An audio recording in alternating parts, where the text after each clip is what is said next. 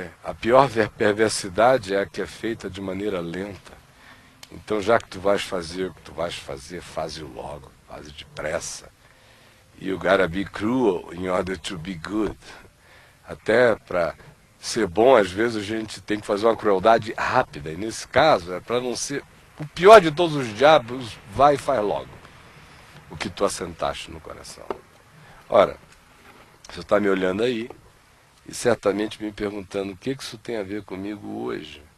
Graças a Deus eu não sou Judas, meu pai não é o seu Iscariotes, eu não estou a fim de trair Jesus, nem de nenhuma dessas coisas.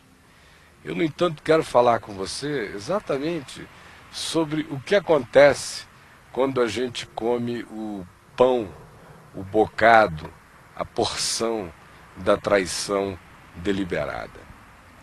Isso não acontece apenas numa reunião considerada sacra, uma reunião marcada pelo rito das invocações a Deus, de modo nenhum. Isso acontece na mesa da gente, na casa da gente. Acontece toda hora com a mulher da gente, com o marido, com os pais, com os filhos. Acontece com aquele que você almoça para fechar um negócio de maneira extremamente mal intencionada. Acontece quando você forja uma comunhão que nada mais é do que um estelionato, uma mentira. Acontece quando a gente aceita a dádiva do outro como bondade e a recebe de maneira perversa. Quando o outro pega o pão, molha no vinho e dá para a gente, o que seria um sinal de familiaridade, de consanguineidade afetiva, de intimidade, de confiança, de tudo isso, e pega desse pão e o come com o sorriso da traição e com o brilho malévolo da infidelidade, da deslealdade no olhar. Isso pode estar acontecendo com você. Eu acho interessante o contraste, porque Jesus disse inicialmente: olhe, o que eu quero de quem me serve é que esse sirva os outros e que vocês façam com os outros como eu estou fazendo com vocês, até lavando os pés. E aí ele muda o tema e vem para esse assunto da traição. E a seguir, Judas é indicado. E Judas aceita a indicação. Judas teve a última chance, que era não comer o pão como traição.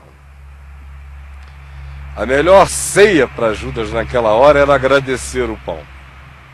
Era dizer: não, se esse pão significa que a minha comunhão contigo é de morte, que a minha comunhão contigo é o cumprimento perverso de um salmo de traição, então esse bocado não é meu. Mas o indivíduo caminha na disfarçatez. E até diante de Deus ele acha que pode cometer enganos e produzir falácias e enganos. E aí come o pão da morte, achando que Deus vê como vê o homem, achando que Deus se engana como a mulher da gente, achando que Deus se ilude com gestos de carinho exterior, como o marido da mulher traída, que vive corneado para todo lado, e quanto mais traído é, mais bem tratado normalmente se torna. Às vezes a gente vai pensando que dá para ir construindo esse tipo de comunhão de farsa na vida. Mas o princípio espiritual que está sendo enunciado aqui é chocante. Diz que quando Judas aceitou tomar daquela comunhão com a intenção perversa da maldade, da traição, da entrega maligna no seu coração, junto com o bocado que ele comeu o diabo.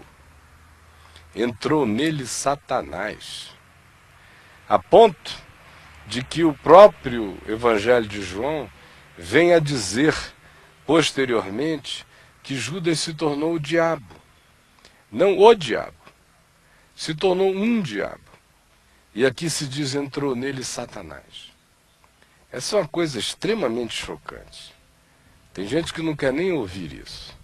Tem gente que só está ouvindo isso porque sabe que eu não sou obscurantista, nem alguém que desrespeita a psique humana. Ao contrário, sabem o quanto eu levo a sério as dimensões do fenômeno psíquico humano. Mas não é disso que eu estou falando aqui agora. Agora eu estou falando aqui de um negócio cujo buraco é muito mais embaixo. Entrou nele Satanás. Aí você diz, mas como assim? Deve ter sido porque era Judas, um cara especial, que estava atraindo o mais especial de todos os entes e de todas as pessoas. Por isso o próprio Satanás entrou nele. É equívoco seu. Existe um Satanás, mas existem milhões de Satanáses espirituais. Sem falar que quando a gente começa a comer aquilo que deveria ser o pão da verdade, o pão do amor, o pão da sinceridade, o pão da vida, quando a gente começa a transformar aquilo que para o outro tem o significado do que seja fiel, santo, amigo, verdadeiro, companheiro, justo e completamente transparente, quando a gente usa desse artifício para ver se o outro fica no engano enquanto a gente vai comendo por dentro e traindo, o que Jesus está ensinando é que a gente vira diabo. Satanás entra mesmo. Aí você olha para mim e diz, poxa, mas eu estou dando volta em muita gente há muito tempo e o capiroto nunca entrou em mim. É porque você é um bobinho. Você fica aí com essas fantasias do diabo da macumba, com esse bicho de mau gosto, pintado de vermelho, feito de gesso, com chifres bregas na cabeça, um tridente de um Poseidon brega na beça, vestido com aquela capinha de um Batman duvidoso, e fica pensando que isso aí é o diabo. Isso é só para enganar os trouxas. Ou então você chega, me ouve e diz, não, mas eu nunca tive nenhuma crise, um semi-ataque epilético, nunca caí estribuchando, nunca mudei de voz, nunca fiquei em transe, não recebo espírito ruim, não. É verdade que eu dou a volta num bocado de gente, mas eu nunca fiquei assim. A razão é simples, é que o seu estado se tornou muito pior. Aquele pobrezinho coitado que cai estribuchando, possesso por espíritos malignos, e não me venha com papinho de psicólogo nem de psicanalista, porque disso eu também entendo e sei fazer a diferença entre ambas as coisas. Mas o pobrezinho coitado, quando está de fato afetado por um poder espiritual maligno e sai estribuchando, ele ainda é um resistente, ele ainda está num estado de repúdio, de combate, ele ainda é alguém que rejeita aquilo dentro de si. Agora, se com você não acontece isso, é porque você virou a coisa. Não há resistência. A incorporação se transformou em simbiose, em mistura. Aí o indivíduo já começa a pensar com a mente do diabo, a olhar com os olhos do diabo. Ele já começa a interpretar a vida como um diabo.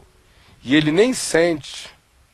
Quem está olhando lá de fora apenas diz, ele saiu no meio da noite, quem sabe, para atender os pobres, porque essa é a missão dele. Ele cuida da bolsa e do dinheiro e atende os pobres. Poderia até ser essa interpretação para quem olha de fora.